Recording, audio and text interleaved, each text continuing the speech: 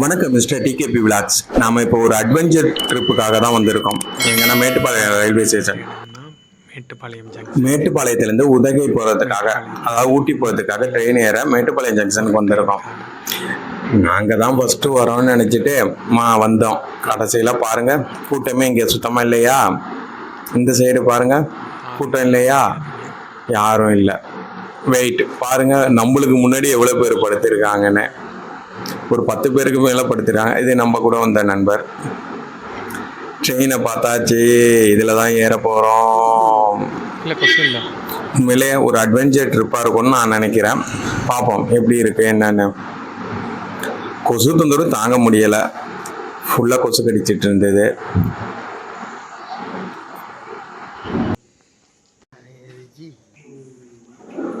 இப்போ மணி எத்தனைன்னு தெரியுமா? 12:57. கொஞ்சம் இன்னும் 5 மணிக்கு போல தான் நம்மளுக்கு வந்து ட்ரெயின் டிக்கெட் கொடுப்பாங்கன்னு சொன்னாங்க. 5 மணியாக இன்னும் 4 மணி நேரத்துக்கிட்ட இருக்குது. 4 மணி நேரம் என்ன பண்ணுறது? இந்த இடத்துல தான் நம்ம உட்காந்துருக்கணும், படுத்திருக்கணும். பார்ப்போம்.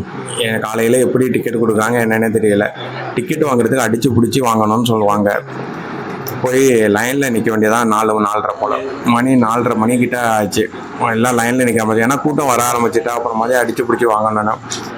ஒரு வழியாக ட்ரெயின் டிக்கெட்டு கொடுத்தாங்க. கையில் ஃபஸ்ட்டு ஒரு பேப்பரில் எழுதி கொடுத்தாங்க. வந்து அதை வாங்கிட்டு டிக்கெட்டை எடுக்க நாங்கள் கவுண்டருக்கு போனோம்.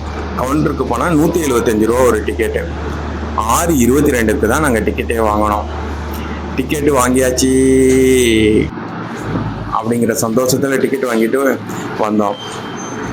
இந்த பெட்டியெல்லாம் வந்து முன்பதிவு பண்ண பெட்டி. எல்லாமே 650 ரூபா ஒரு பெட்டிக்கு டிக்கெட்டு, ஒரு பெட்டிக்கு 250 ரூபா டிக்கெட்டு, அது மாதிரி இருந்தது. நம்ம வந்து முன்பதிவு பண்ணலை. ஏன்னா இது வந்து முன்பதிவு பண்ணுறதுக்கு 2 மாதத்துக்கு 2 மாதம் 3 மாதத்துக்கு முன்னாடி முன்பதிவு பண்ணணும்னு சொல்கிறாங்க. ஏன்னா டிக்கெட்டு அவ்வளோ சீக்கிரம் கிடைக்க மாட்டேங்குது இதுக்கெல்லாம். ஏன்னா யுனெஸ்கோ பாரம்பரிய சின்னத்தில் இது அறிவிக்கப்பட்டிருக்கு. அதனால் வந்து டிமாண்டு ரொம்ப அதிகமாக தான் இருக்குது இதுக்கு. நாங்கள் எத்தனை மணிக்கு வந்தோன்னு உங்களுக்கே தெரியும். ஒரு வழியாக நாங்கள் டிக்கெட் வாங்கின சந்தோஷத்தில் இதில் பயணிக்க போகிறோம். இதுதான் நம்மளோட பெட்டி. இதில் வந்து 30 பேர் தான் உட்காரலாம். இது ஏதோ டைமிங் சொன்னாங்க. நாங்கள் போனது செவ்வாய், வியாழன், சனி இந்த 3 நாள் மட்டும் 30 பெட்டி இருக்குமா. பாக்கிய நாளில் 60 பேர் உட்காந்து போகிற மாதிரி உள்ள பெட்டி இருக்கும் அப்படின்னு சொன்னாங்க. இந்த ட்ரெயின் போக்குவரத்துக்காக 1899ஆம் ஆண்டு தான் பயன்பாடாக ஆரம்பித்தது.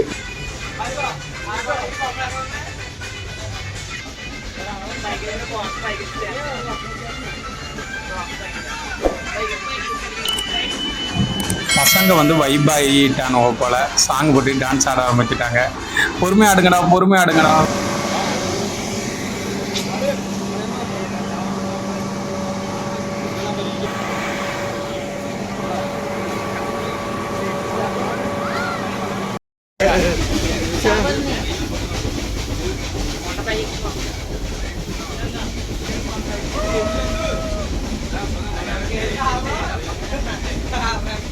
மேட்டுப்பாளையத்திலேருந்து உதகைக்கு போக 4.25 மணி நேரம் ஆகும். இந்த ட்ரெயின் மலைப்பகுதியில் கடந்து போதும். இந்த ட்ரெயினுக்கு பல சிறப்பம்சங்கள் இருக்குது. அப்படியே நாம் ட்ராவல் பண்ணிவிட்டு ஒவ்வொன்றா நான் சொல்கிறேன், நீங்களும் கேளுங்க. உண்மையிலே இது நல்லா இருக்குது பயணிக்கும் பொழுது. ஏன்னா நம்ம எப்பொழுதும் போகிற ரயில் மாதிரி பெட்டி இல்லாமல் இது ஒரு வித்தியாசமான ரயில் பெட்டியாக இருக்குது. உட்கார்றதுக்கும் நல்லா அழகாக இருக்குது, வியூ பார்க்குறதுக்கும் நல்லா இருக்குது. எல்லாருமே வேடிக்கை பார்த்துட்டு தான் வந்து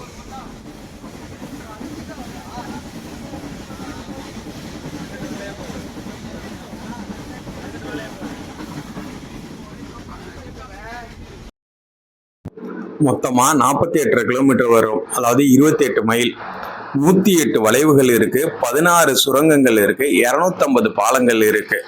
இன்னொரு சிறப்பம்சம் என்னன்னா, இது ஒரு நீராவி இன்ஜின். அப்புறமாதி இது வந்து அந்த பச்சட்டம் இயந்திரத்தால் இது வந்து இயக்கப்படுகிறது. பார்க்குறதுக்கு ரொம்ப அழகாக இருக்கும்.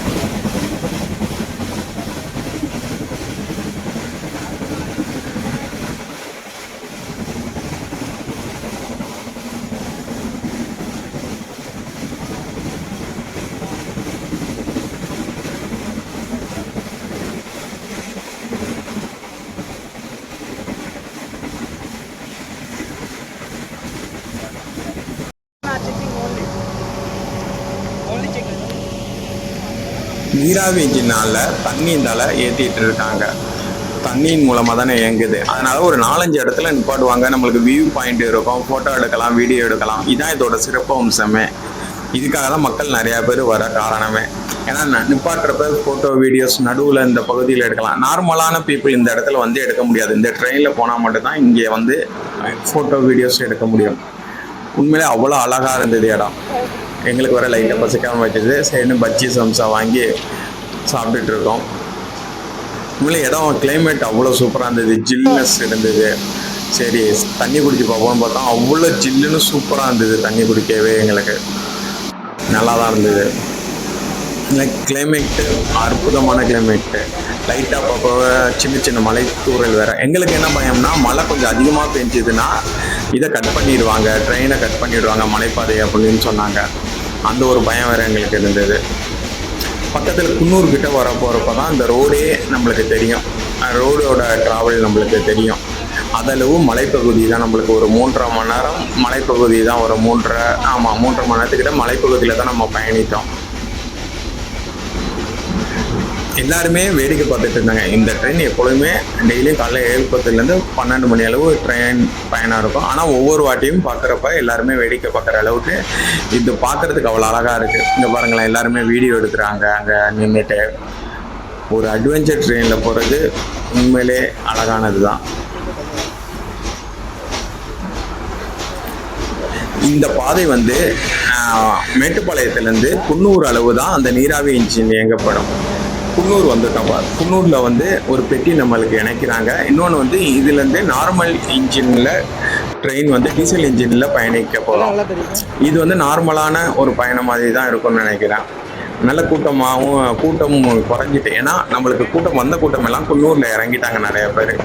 குன்னூரில் 100 பெட்டி போட்டு வேறு கூட்டம் இங்கேருந்து ஏறினாங்க. இப்போ எனக்கு பெட்டி ஃப்ரீயானதால் பக்கத்தில் உள்ள சீட்டில் போய் உட்காந்துட்டோம். நல்லா ஃப்ரீயாக இருக்க இடம். இந்த வியூவும் பார்க்குறதுக்கு நல்லா தான் இருக்குது. அது வந்து நல்ல மலை ஏற்றமாக இருந்தது. இது நார்மலாக ஒரு பயணமாக நல்லா இருந்தது பார்க்கவே.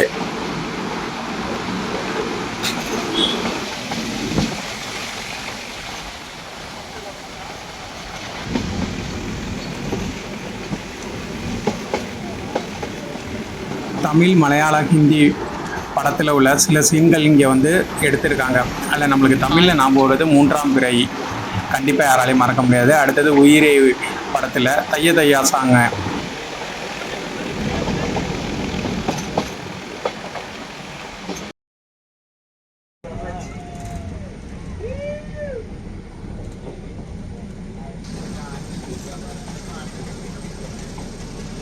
டார்ஜிலிங் பயணம் எவ்வளோ அழகாக இருக்கும்னு சொல்லுவாங்களோ அதை விட நம்ம சவுத் இந்தியாவில் இந்த நீலகிரி பயணம் ரொம்ப அழகானது.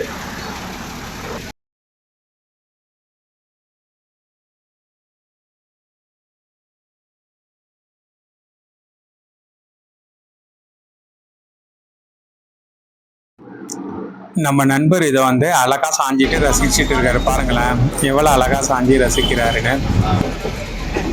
இந்த லவ் டேல் இது நிறையா இன்ஸ்டாவில் இப்போ ரீசெண்டாக நல்ல ஃபேமஸான இடம்னு நினைக்கிறேன். வழியாக நம்ம ஊட்டி வந்து இறங்க போகிறோம். மணி கரெக்டாக 12 கிட்ட ஆகிட்டுன்னு நினைக்கிறேன். 12:05 ஆயிடுச்சு. இங்கே கிளைமேட் எப்படி இருக்குது என்னன்னு தெரியலை. அங்கே இன்னும் எந்த பிளானுமே நான் பண்ணலை. இங்கே தங்குவோமா இல்லை சுற்றி பார்ப்போமா என்னென்னு. இருந்தாலும் பார்ப்போம். கிளைமேட்டு நல்லா இருந்ததுன்னா ரூமை போட்டு தங்கிட்டு ஊருக்கு கிளம்பி போக வேண்டியதான். இல்லைன்னா ரிட்டன் உடனே பஸ் ஏற வேண்டியதான். வர்றப்போ ட்ரெயின்லேயும் போகிறப்போ பஸ்லேயும் தான் பிளான் பண்ணோம். அம்மா உணவகம் இங்கே இருக்குது. உள்ளே கூட்டமாக தான் இருக்குது. முடிஞ்சால் போய் சாப்பிட்டு பார்ப்போம் எப்படி இருக்குது என்னன்னு தெரியலை. பஸ் ஸ்டாண்டு கிட்ட தான் நம்ம இறங்கி ரயில்வே ஸ்டேஷனும் பஸ் ஸ்டாண்டும் பக்கத்தில் இருக்குது.